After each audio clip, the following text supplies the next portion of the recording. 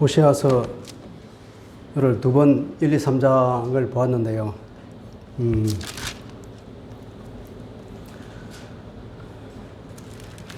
3장에 보면 거기 3장은 짧은 장이지만 거기에 하나님께서는 내가 그런 이스라엘임에도 불구하고 그를 계속 사랑하니까 너도 그 음란한 여자 고멜을 다시 데려와서 사랑하라.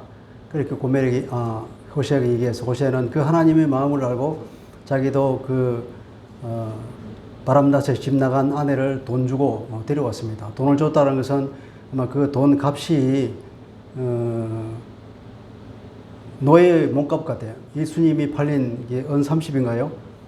이 은 30에 해당하는 거거든요. 은 몇 개와 또 곡물도 가져갔다는 그것도 합하면 은 30이라고 해요.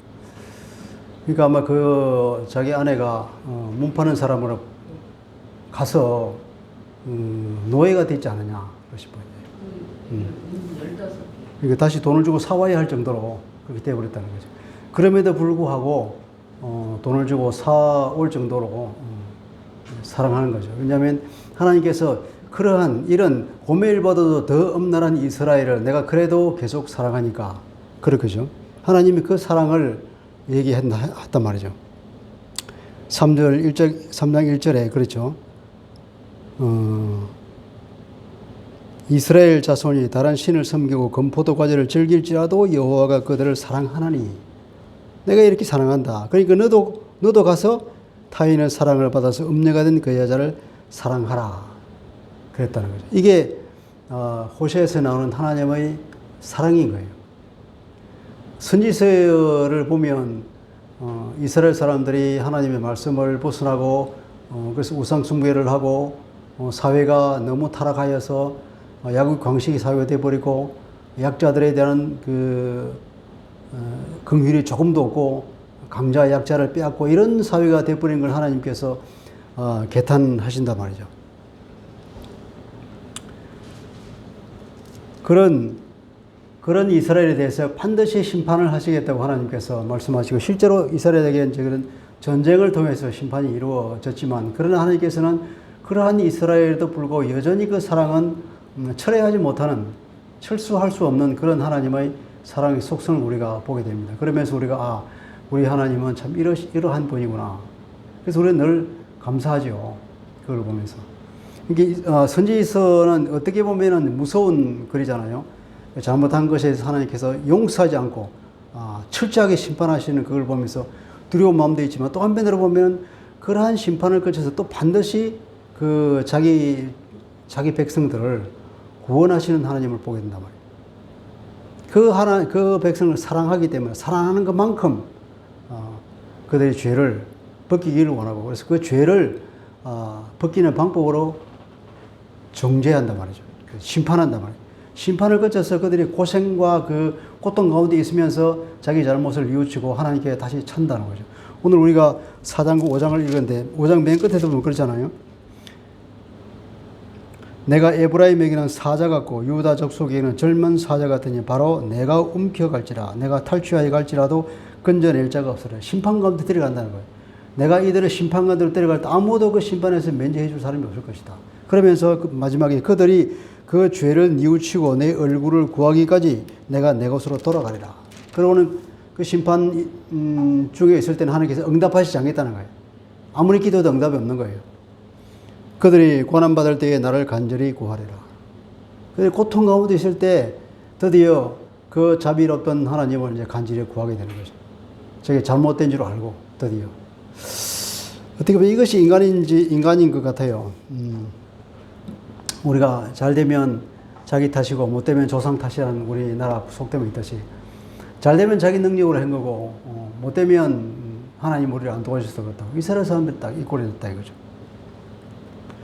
3장에도 보면 4절에도 보면 이스라엘 자손이 많은 날 동안 왕도 없고 지도자도 없고 제사도 없고 주상도 없고 에봇도 없고 드라벤도 없이 지내다가 더 이상 이제 종교적인 타락도 없고 그 대신에 하나님께 예배도 없는 거예요. 지도자도 없어. 무슨 말입니까? 이것은 포로로 잡혀가서 종살이 한다는 그 말이에요. 그런 고통의 기간을 거친 후에야 5절에 보면 그 후에 이스라엘 자손이 돌아온다 그러죠. 그런 하나님의 심판을 호세아 선지자를 통하여서 예고해 주고 있습니다. 그리고 4장 5장은 이제 1, 2, 3장은 그러한 이스라엘의 그 잘못에 대해서 하나님께서 심판을 하지만 그럼에도 불구하고 하나님께서는 그 사람들을 반드시 회복시킨다고 하는 그런 1장, 2장, 1장도 다 심판을 함에도 불구하고 아무런 이유 없이 그냥 구원을 선언합니다. 2장에 들어가면은 심판한다 그러고 그리고 또 회복한다고 이게 반복해서 얘기하고 있죠. 나는 심판하지만 구원하는 하나님이다. 심판하지만 너희들에 대한 사랑은 계속 가지고 있다. 그리고 3장에 들어가서는 그 이유가 뭐냐 이제 드디어 밝히는 거죠. 아무 이유 없이 그냥 회복하게 됐는데 그 이유가 3장에 설명하고 있다. 왜냐? 내가 너를 사랑하기 때문에 그렇다. 호세야, 너 안의 고멜을 계속 사랑해라. 왜냐하면 내가 이러한 이스라엘, 고멜보다도 더 엄난한 이스라엘을 내가 여전히 사랑하기 때문이다. 고멜을 데려와라. 그렇게 뭐라고요. 이것이 1, 2, 3장이 뭐냐면 호세아서 전체의 내용을 압축해 놓은 거라고 그렇게 학자들은 해석하고 있습니다. 그래서 그 나머지 이제 4장부터 14장까지는 이스라엘의 잘못을 하나님께 죄목을 조목조목 얘기하면서 왜 너희들이 잘못하고 있는지, 너희들이 무엇이 잘못했고 어떤 것을 고쳐야 하는지에 대해서 조목조목 설명하면서 계속 심판을 받을 거라고. 그 심판을 예고하는 내용이 나와 있는 거예요. 근데 이스라엘이 회복되는 것은 공짜로 회복되는 거 아니에요. 반드시 보면은 심판이 있다는 거죠. 심판이 있어야 회복이 있다는 거죠. 이제 심판이 있어야 사람들이 회개하게 되고 회개가 있어야 하나님께서 받아준다는 거예요. 왜냐하면 하나님은 또 이런 분이 아니잖아요. 이런 분이기 때문에 이 공의라고 하는 것은 죄를 처벌할 수밖에 없잖아요. 죄를 그냥 놔두면 하나님이 공의롭다고 말할 수 없잖아요. A라고 하는 사람이 이 B에게 이게 학대를 해가 어떤 죄를 지었는데 그 죄를 아무런 그 없이 그냥 넘어간다. 이것은 공의롭지 않죠. 이 죄에 대해서는 반드시 죄에 대한 심판이 있어야 돼요.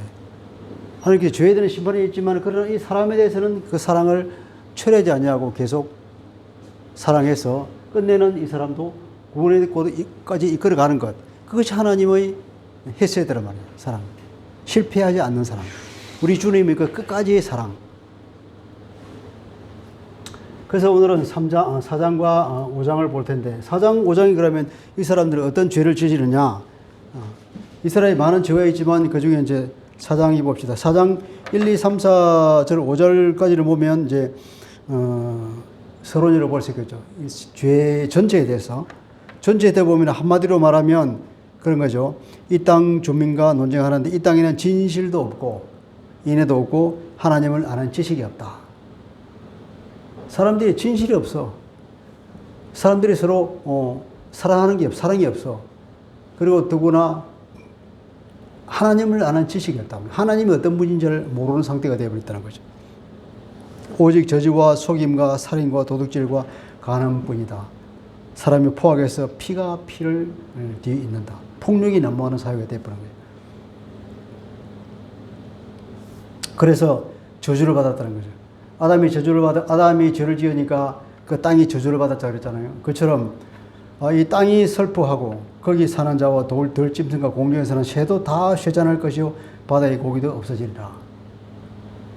하나님께서 너무 슬퍼하셔서 이 땅을 저주하시고 땅에 있는 모든 것을 다 황폐하게 해버리겠다는 그런 하나님의 심판이 나오는 거죠. 그리고 어떤 사람이든지 다투지 말고 책망하지도 말아라. 이제 모든 사람이 다 타락하고 다 그렇게 되어버리면 전부 다 그냥 도토리 키재기로 하나님 앞에서 다 똑같은 사람이 되어버렸어요. 그러니까 서로 네가 올리 내가 올리 할 필요도 없다는 거죠. 서로 다툴 필요도 없고 서로 소송할 필요도 없고 다 동일하게 죄인들이고 동일하게 포악하고 사람들 도둑질하고 뺏고 그런 사람이 되어버렸다는 거예요. 맨 마지막에 그렇게 되죠. 이 백성들이 제사장과 다투는 자처럼 되었다. 제사장은 누굽니까? 제사장은 어떻게 보면 선생이잖아요. 선생이고 그 백성들을 가르치는 어른이라고 할 수 있는데 제사장이 어떤 것을 너가 잘못했으니까 이렇게 고쳐 이렇게 말하면 잘못을 지적하면 그것에 대한 반발이 온다는 거죠. 그런 거 있잖아요. 학생들을 가르치는 선생님이 보면 선생이 학생들 잘못한 걸 얘기하면은 요즘 애들은 어떻습니까? 그 선생에 대해서 고분고분하게 예, 제가 잘못했습니다. 순종하느냐. 그거 탁 달라든단 말이에요. 선생한테. 선생님, 네가 뭔데? 이런 꼴이 있는 이런 꼴. 제사장에게 달라드는 백성들이 되어버리고 학생이 선생에게 대직하는 사회가 되어버리고 이런 총체적으로 그냥 치유불능한 사회가 되어버렸다는 거죠. 그걸 말하고 있는 것입니다. 그리고 6절부터는 그 죄악을 말하는데 한마디로 내 백성들은 지식이 없어서 망한다. 뭘 알아야지. 모르니까 그렇게 돼. 모르니까. 하나님을 모르니까 하나님의 계명이 무엇인지 내가 어떻게 살아야 할 것인지 그걸 가르쳐 주지도 않고 그걸 또 배우지도 않고 자기 마음대로 사는 거예요.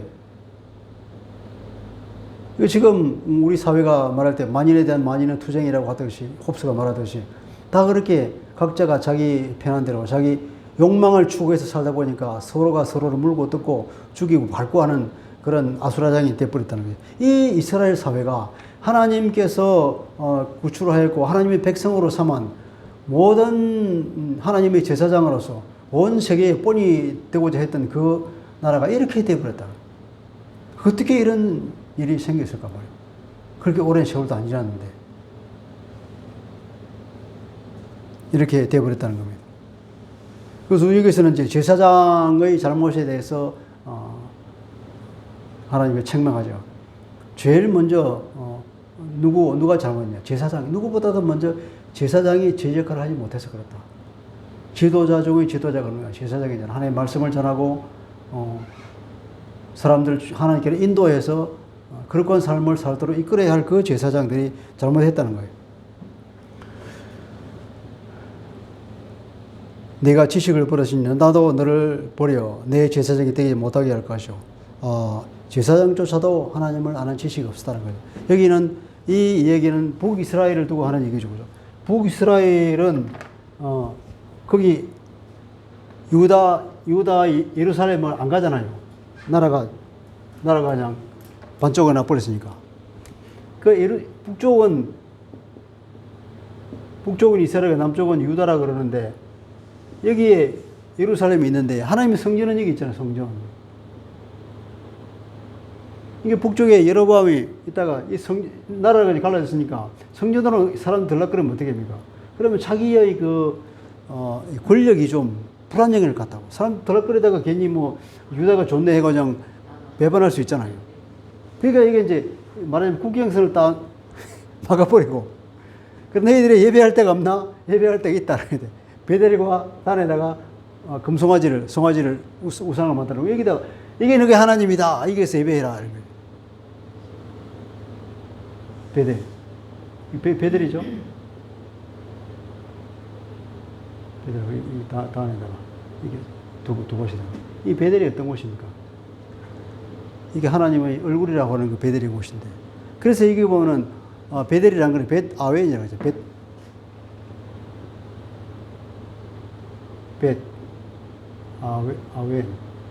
아웬은 악이라는 뜻이고, 악이고, 재앙이라는 뜻, 재앙. 그러니까 이름을 베델 조한에 악의 집이다. 벳엘은 하나님 집이잖아요. 하나님 집 조한에 하나님 집이 거기는 악의 집이야. 거기는 재앙의 집이야. 이렇게 비꼬아서 말하고 있는 벳아웬이라고 말하는 것은.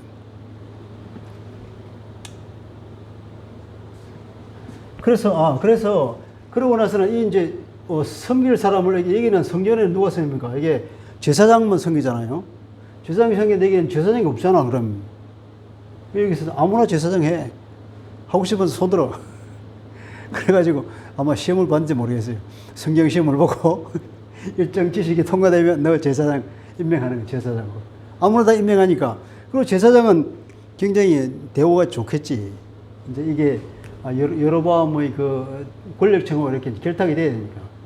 왜냐하면 이 북이스라엘의 그 권력을 공고하게 해주기 위해서 이 제사장 그룹들이 이 사람을 서포트해줘야 이게 권력이 제대로 서잖아요. 무너지지 않고. 그래서 제사장 그룹들이, 새로운 제사장 그룹들이 이 왕을 잘 보좌해 주니까 그 대신에 반대급부를 줘야 되겠죠. 아마 대접이 좋았을 거라고. 아마 어떻게 보면은 직장으로 치면은 굉장히 인기 있는 직장이었을지 모르죠. 지금을 치면 공무원. 밥줄도 해고될 걱정도 없고, 나오면은 뭐 연금 나오겠다. 공무원이 최고 직장이잖아, 지금 한국에서. 그래서 아마 이 제사장이 아마 그런 신의 직장이었는지도 모르겠어요. 근데 그 제사장들이 하나님 하나는 지식이 없어. 아니, 말씀을 가르쳐야 할 그 사람들이 이제는 다 함께 한 통수가 돼서 다 흥청망청 먹고 놀고 오고, 뭐 하나님 말씀 연구는 그냥 갚버리고, 하나님 말씀이 옛날에 읽었는데 기억이 날까 말까 뭐 그렇게 돼버린 거죠. 모든 백성들이 다 가르치는 사람도 없고, 그러니까 다 함께 타락해서 하나님 말씀도 모르고 그렇게 엉망진창의 사회가 돼버린 거라는 거죠. 그러니 내가 어떻게 너를 제사장으로 삼겠냐. 그 제사장 직분, 그 직분은 내가 네 지금 영광스럽게 생각하지만 좋은 직장이로 완전히 이것은 내가 치욕으로 만들어버리겠다. 하나님의 그 상심한 마음에서 하나님 하시는 말씀 아니겠습니까? 얼마나 하나님께서 속 상하시겠어요. 그리고 또 8절 봅시다. 그들이 내 백성의 속죄의 제물을 먹고 그 마음을 그들의 죄악에 두는도다. 그걸 뭘 먹는다고요? 이 북쪽에 있는 제사장들은 속죄 제물을 먹는다고. 제물. 영어 번역에서는 주로 먼저 죄라고 번역을 했는데, 그냥 죄를 먹고 산다.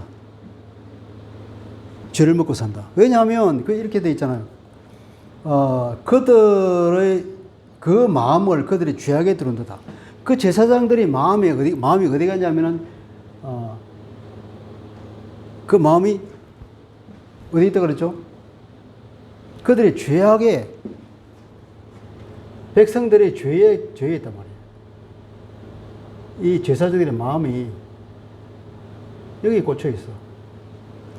그러니까 이 북쪽에 있는 제사장들이 뭘 먹고 사느냐면, 이 백성들이 죄를 먹고 산다. 그러니까 죄를 지으면 속죄제를 제물을 드려야 되잖아요. 죄를.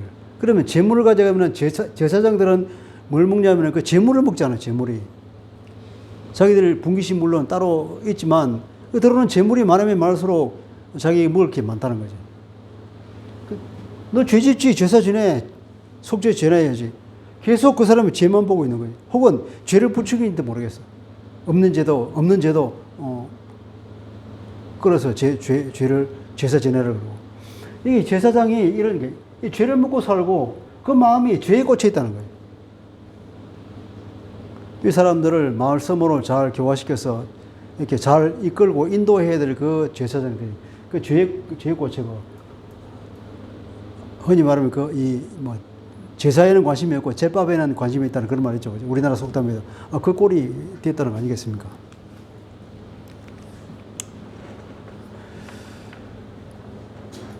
그래서 더디는 9장입니다. 정차는 백성이나 제사장이나 동일하다. 다 똑같아. 11절부터는 이제 뭐냐면 이 사람들이 이제 음행하고 우상숭배를 하게 되는 것에 대한 벌입니다. 이제 제사장의 잘못을 얘기하고 그들이 어떤 죄에 빠져야 되냐. 우상숭배에 빠졌다는 거예요. 우상숭배라고 하면은 반드시 찾아오는 게 뭐였죠? 우상숭배와 함께 오는 것이 성적 타락이잖아요. 이게 음란에 빠지는 거예요. 이게 영적으로 음란한 것뿐이 아니라 실제적으로도 음란에 빠져버린 거예요. 보면 11절을 보면은 음행과 묵은 포도주와 새 포도주가 마음을 뺏는다. 너희들은 마음이 다 뺏었다. 너희들은 어디에 마음이 뺏겼냐? 그 음행에 마음이 뺏겨있다. 또 묵은 포도주, 새 포도주에 마음을 뺏겨있다. 음행과 쾌락에 다 빠졌다. 술 마시고 흥청망청 놀고 육체적 쾌락을 위해서, 그리고 술잔치를 벌이다가 음행하고, 그리고 우상 숭배하는 그 이방 사람들이 제의에 참가하고, 그들에 있는 그 공적인 창녀들하고 함께 자고, 자손을 많이 낳겠다는 생각이 있어요. 그리고 풍요를 기원한다고 하는 의미에서 그런 행동을 하면서 도저히 하나님의 말씀과는 이게 화합할 수 없는 그런 정반대의 삶을 사는 걸 보면서 하나님께서 어떻게 그들을 벌하지 않을 수 있겠냐는 것이죠. 그리고 봅시오. 이제 남자나 여자나 다 함께 음행하니까 너희들 딸이 음행하더라도 너희 며느리가 음행하더라도 내가 벌을 안 하겠다. 왜냐? 남자들도 똑같은데 뭘.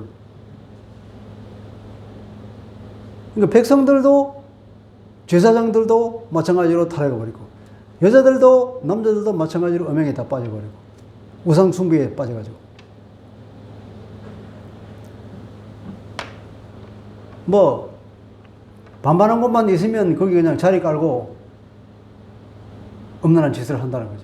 거기에 13절이죠, 그죠? 산 꼭대기에서 제사를 드리고 작은 산 위에서 분야고 참나무와 버드나무와 상수리나무 안에서 한다. 왜냐하면 그늘이 좋다. 반반한 곳만 있으면, 그늘만 있으면 거기 자리 깔고 그냥 그 제의를 하면서 그 짓을 하고 있다는 거예요.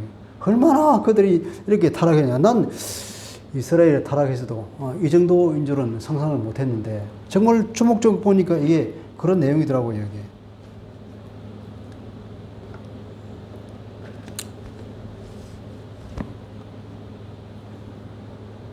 그래서 너 이스라엘만 타락했지만 유다에까지 죄가 안 넘어갔으면 좋겠다 하는 내용이 15절이죠. 이스라엘아 너는 음행하여도 유다는 죄를 범하지 못하게 할 것이라.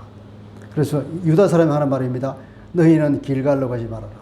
길갈이 의미 있는 곳이지 않습니까? 들어갈 때에 하나님의 언약을 다시금 새겼고 거기서 이스라엘 사람들이 할례를 하면서 이제 언약 백성으로서의 그걸 신분을 공고했던 그런 장소죠. 그리고 이제 애굽에서 있었던 그런 종으로서의 그런 어떤 치욕을 다 굴려버렸다 해서 굴른다 하는 뜻으로 길갈이잖아요. 다 너희들이 옛날에 그 치욕을 다 굴려버렸다 해서 그 길갈로 가지 마라. 벳아벤 베델이죠. 벳아벤에 올라가지 마라. 왜냐하면 거기가 그 정도로 아주 타락한 곳이 되어버렸다. 그 타락한 곳을 남쪽 유다 사람들은 거기 가지 마. 거기 가면 너희들도 함께 타락한다. 그리고 여호와의 사심을 두고 맹세하지 말아라. 그들이 항상 맹세할 때 여호와의 사심을 두고는 맹세한다 이렇게 말하죠.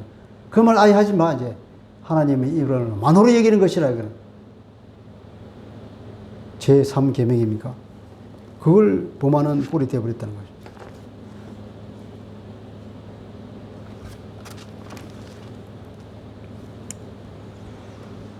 자, 그리고 18절에 보면 그들이 마시기를 다하고 이어서 음행한다. 다 마시고 나면 그게 끝나는 가지고 거기서 또 계속해서 음행을 계속할 수 있다는 거예요. 그리고 그들은 부끄러운 일을 좋아한다.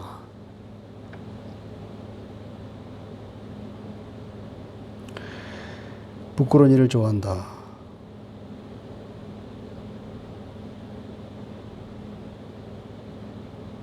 (11절에) 보면 새 포도주가 마음을 빼앗다. 그들의 마음은 온통 그런 육체적인 쾌락이 다 가 있는 거예요.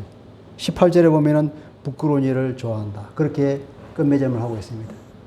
이게 인클루지어라고 양 끝을 이렇게 막으면서 전체적인 내용이 이렇다는 거예요. 그 사람들이 전부 다 이렇게 육체적인 쾌락이나 우상 숭배나 여기서 다 빠져서 정말 눈 뜨고 볼 수 없는 상황이 되어버린 것을 하나님께서 호세를 통해서 고발하고 있는 거예요. 이스라엘의 그 죄악성을 고발하고 있는 겁니다. 자, 그래서 5장에 넘어가면 이제 그 이스라엘 백성들의 이 지배 계급, 상류층에 대해서 말합니다. 제사장들아 들으라. 이스라엘 족속아 깨달아라. 왕족들아 귀를 기울이라. 너에게 심판이 있다. 너에게 미스바에서 올무가 되었고 다볼 위에 친 거물에 너희들은 거물이다. 거물. 올무요 거물이다. 사람들을 이렇게 잡아다가 덫에 사람들을 잡아가는 그런 올무요 덫일 뿐이다. 왜냐하면 사람들을 덩쳐먹는 사람들이 되어버렸다는 거예요. 그리고 이제는 패역자가 살육죄에 깊이 빠졌다. 내가 다 그를 벌하리라. 모든 사람이 사람을 죽이는 그런 상황이 되어버렸죠. 4절을 보니까 그들의 행위가 그들로 하여금 자기 하나님에게 돌아가지 못하게 하는, 행위가 나쁘니까 어떻게 하나님께 돌아갈 수 있냐. 하나님 앞에는 거룩해야 내가 삶을 정결하게 하고 하나님 앞에 죄를 다 뉘우치고 깨끗한 마음으로 하나님 앞에 가는 것이지. 이러한 죄의 행위로 이렇게 완전히 덕지덕지 묻어 있는 그런 사람으로서 어떻게 그런 행위를 가지고 하나님께 나갈 수 있나 이거죠. 왜냐하면 그것은 이미 마음이 음란으로 가득 차 있기 때문에 하나님을 알 수 있는 눈이 어두워져 버린 거예요. 먼저 그 마음이 그런 쾌락을 추구하고 음란으로 가득 차 있으니까 그런 육체적인 것을 추구하니까 그 마음이 하나님을 알려고도 하지 않고 하나님 말씀을 가르쳐도 듣고 싶은 마음이 안 드는 거예요. 요한복음 1장에 보면은 그 세상 사람들이 다 어둠으로 들어가. 빛이 왔는데도 빛으로 안 나오고 어둠 속으로 들어가니. 왜냐? 자기들의 행위가 들어오니까 부끄러우니까 빛으로 못 나온다는 거예요. 그거 같은 거예요. 그 마음이 벌써 그렇게 어둠으로 가득 차 있기 때문에 하나님 말씀을 들으려고 하니까 배우러 다가지도 않고 하나님께는 나올 수가 없는 거죠. 그 행위가 그러니까 마음으로부터 나온 그 행위가. 그래서 오늘을 살고 있는 우리에게도 그리스도인들에게도 마찬가지죠. 이게 다 전부 다 왜냐하면 하나님의 백성들이 하나님 말씀 말하는 거 아니에요. 하나님의 백성이 타락할 때에 하나님을 떠나게 되고 말씀이 깜깜해지고 이렇게 어둠으로 가득 차게 되듯이 예수 믿는 우리도 이 시대에도 우리가 그런 세상의 재미에 세상의 쾌락에 우리가 마음과 생각을 뺏긴다 그러면 하나님 말씀에 귀가 안 들어오는 거고 예배 드리는 것 올 수가 없는 거고 예수 그리스도가 내게 어떤 은혜를 베푸냐 그래서 생각이 다 없어져 버린 거죠. 이렇게 구원받지 않은 사람과 동일한 삶을 살게 되어버린다는 거예요. 이게 보면 세상 사람과 똑같이 되어버렸잖아요. 제사장이나 백성 전부 다 죄의 잘못인데 그러면 제사장도 마찬가지로 전부 다 죄투성이지. 다 살인자들이고 이렇게 보면 남을 뺏고 빼앗고 오로지 쾌락을 추구하는 것에만 관심이 있는 그런 사회가 되어버렸습니다. 근데 이것이 이스라엘의 교만이 그 얼굴에 드러났다. 교만이 그 얼굴에 드러났다. 이 사람들이 그렇게 된 것은 다 그 교만이죠, 교만. 앞에 나오죠, 그죠? 자기들이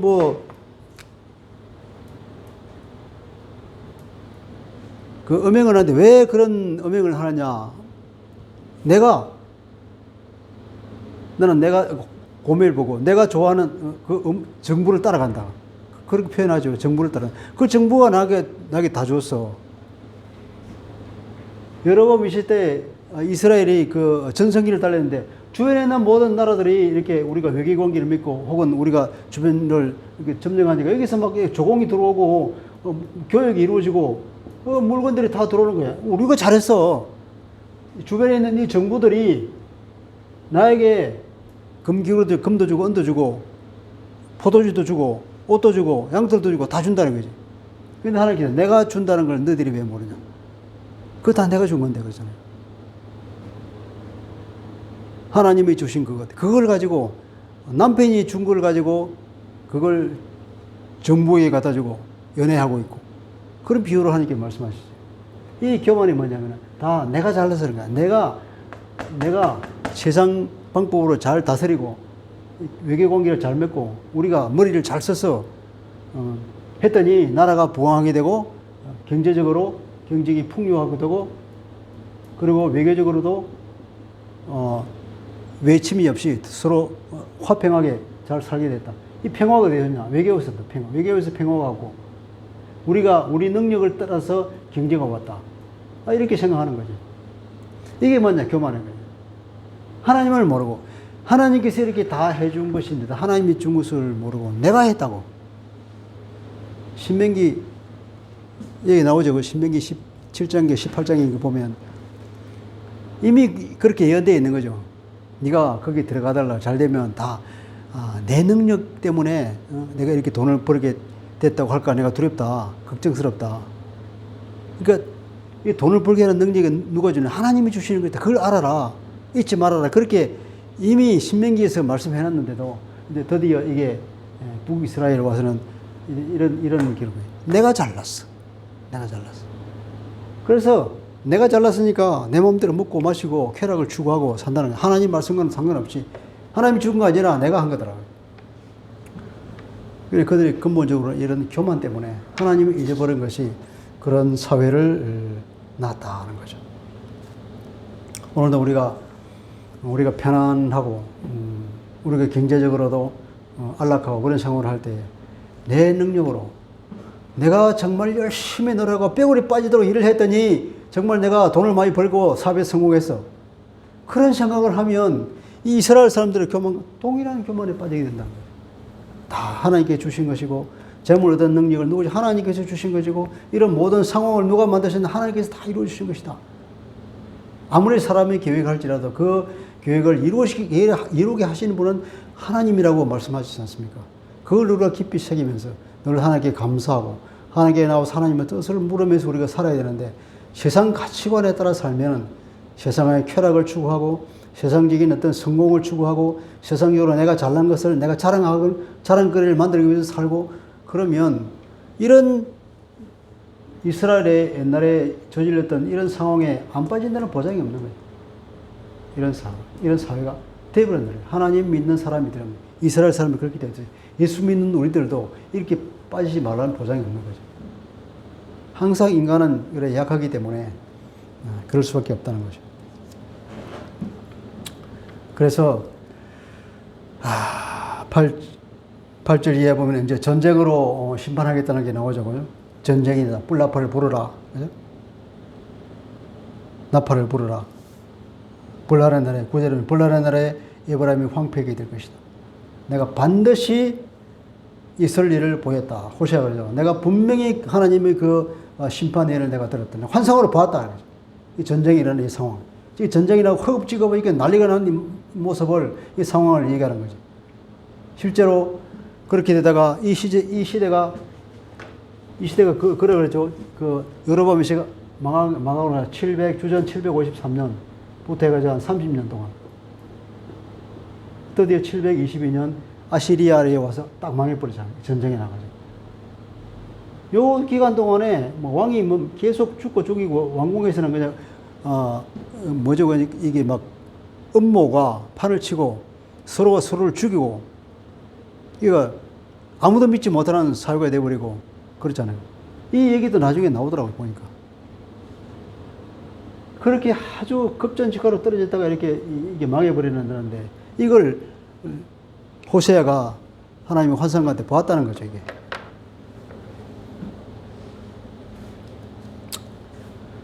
그래서 하나님께서는 뭐냐면 내가 너희들에게는 조미요, 썩이는 것으로 나타날 것이다. 이제는 너희들 아버지로 나타나는 것이 아니라 너를 심판하는 심판주로 나타난다 이 말이에요. 그래서 13절에 보면은 에브라임이 자기 병을 깨달았고 유다가 자기 상처를 깨달았다. 이제 에브라임이든 유다든 남북 이스라엘 다 너무 그렇게 사회가 부패해버리니까 사회가 부패하면 어떻게 됩니까? 국력이 떨어지잖아요. 그래서 자기들이 병이 들었다는 걸 알아서 이제 나라가 더 이상 안 되겠구나, 이제 망하게 생겼구나, 그걸 알았다는 거죠 이게. 그래 알고 어디를 갔습니까? 에브라임은 아수르에 가서 야렙 왕에게 사람을 보내었다. 이 역사적으로 있는 얘기죠, 그죠? 열왕기하 16장 보면은 모나임 왕이 아시리아 왕에게 가서 조공을 바쳤다는 얘기가 있죠. 그리고 17장에 보면 호세아 때에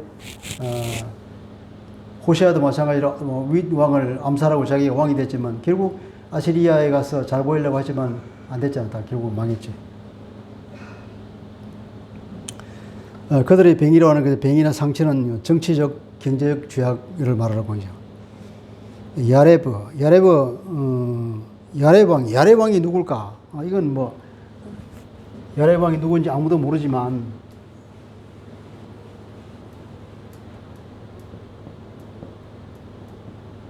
야렙을 히브리어 말로 리브라고 생각해서 리브 왕이다. 리브는 이게 다툼이니까 소송하는 사람이니까. 혹은 이런 뜻에서 여기서 나와서 다툼을 좋아하는 거 그럼 전쟁의 왕이구나. 이런 뜻으로 얘기를 많이. 그래서 그 당시에 전쟁의 왕이 누구냐? 아시리아 왕이잖아요. 온 세계를 전쟁의 공포에 휩쓸어 넣으면서 사람들을 죽이고 아주 잔인하게. 야렙 왕이라서 결국은 아시리아 왕을 말하는 것이다. 이렇게 일반적으로 해석을 하고 있습니다. 아시리아 왕에게 사람을 보내었으나 그가 능히 너희를 고치지 못하고 너희 상처를 낫게 하지 못하리라. 그렇게 해서 그들이 결국 다 망했잖아요. 역사가 증명하고 있죠. 그래서 하나님께서는 내가 심판해서 마치 사자처럼 너희들의 갈기를 찍고 움켜가서 심판하고 난 뒤에 내가 사자가 마치 그 먹이를 움키고 먹이를 죽인 뒤에는 자기 굴에 들어가듯이 하나님도 내가 내 곳으로 가 있겠다. 내 모습을 보이지 않겠다는 거예요. 하나님을 못 보는 거예요. 기도에도 응답이 없다는 거예요. 그 심판이 끝날 때까지는. 그리고 그 심판의 과정에서 극심한 고통 가운데서, 고난 가운데서 그들의 간절히 나를 찾을 때까지 내가 얼굴을 보이지 않겠다. 이런 하나님의 심판 예고가 4장 5장에 이루어지고 있습니다. 계속해서 이런 심판 얘기만 나오는데 정말 어떻게 보면 지루하기도 하고 어쩌면 무섭기도 하고, 그렇지만 결국은 뭐냐, 3장에서 말하고 있다. 내가 이스라엘을 그럼에도 불구하고 그 사랑을 철회할 수 없어서 계속 사랑하고 있으니까 그래도 그 엄난한 여자 고멜을 데려와라. 그 하나님의 사랑이 결론이라니까. 그래서 그런 이스라엘을 도저히 참을 수 없는, 너무너무 마음이 아파서 이 이스라엘을 벌할 수밖에 없는 하나님이시지만 그 벌을 해서라도 고쳐야 하는 것이 자기 아들이니까 그 하나님의 간절한 마음과 절절한 마음이 그게 우리가 느껴졌으면 좋겠어요. 그러니까 하나님의 마음을 우리가 안다면 우리도 우리의 생활에서 우리가 어떤 여유가, 경제적인 여유가 있다고, 우리가 편안하다고 해서 하나님 잊어버리고 세상 사람들 가지고 세상 사람이 추구하는 그런 가치관을 따라서 살면 우리도 늘 이렇게 급전직하로 떨어질 낙마할 우리에게 있기 때문에 늘 우리가 마음을 하나님께 두고 우리가 말씀을 가까이 하고 예배하는 가운데에 하나님의 마음을 알아서 우리가 하나님께 싫어하시는 그런 죄악에 떨어지지 않도록, 우리 때문에 하나님이 근심하는 일이 없도록 하기 위해서 우리가 우리 자신을 돌아봐야 되지 않을까. 그런 하나님의 사랑을 우리가 보게 되면서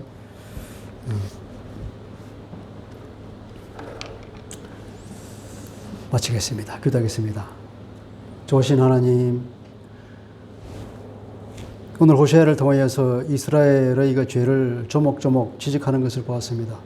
우선 사회 전체가 정말 말할 수 없는 그런 상황으로 부패한 사회가 되어버린 것을 말하고, 그리고 먼저 제사장의 잘못을 들미고 있습니다. 제사장이 잘못하니까 모든 백성들이 아무런 지식이 없어서 제사장의 어떤 질책에도 그들을 대적하는 그런 사람들이 되어버리고, 그래서 질서가 없는 상황이 되었습니다. 그것뿐입니까? 모든 사람들이 다 함께 서로 물고 죽고 죽이는 그런 상황이 되어버린 가운데에서 하나님께서는 너무나 그들에 대해서 마음이 아파서 결국 전쟁을 통해서 벌하지 않으면 안 될 그런 상황에 처해서 하나님께서 그들을 사자처럼 벌하고, 그 심판 와중에는 하나님께서 얼굴을 나타내지 아니하겠다고, 그래서 그들이 그 고난 가운데서 간절히 하나님을 찾을 때까지 하나님께서 기다리시겠다고 하는 하나님의 마음을 읽게 됩니다. 하나님, 이스라엘 사람들이 그러한 우를 범했는데 오늘날 예수 믿는 우리도 마찬가지로 하나님을 따르지 않고 우리의 세상 그 풍조에 휩쓸리지 아니하고 오직 하나님의 말씀 가운데서 하나님의 말씀을 붙들고 하나님께서 기뻐하시는 삶을 살고 하나님께서 싫어하시는, 하나님께 걱정하는 그런 자녀들이 되지 아니하도록 우리를 돌보게 해 주옵소서. 성령님, 우리를 도우시고 우리를 이끄셔서 늘 하나님의 말씀 가운데 떠나지 아니하도록 이끌어 주옵소서. 감사하며 주 예수 그리스도 이름으로 기도합니다. 아멘.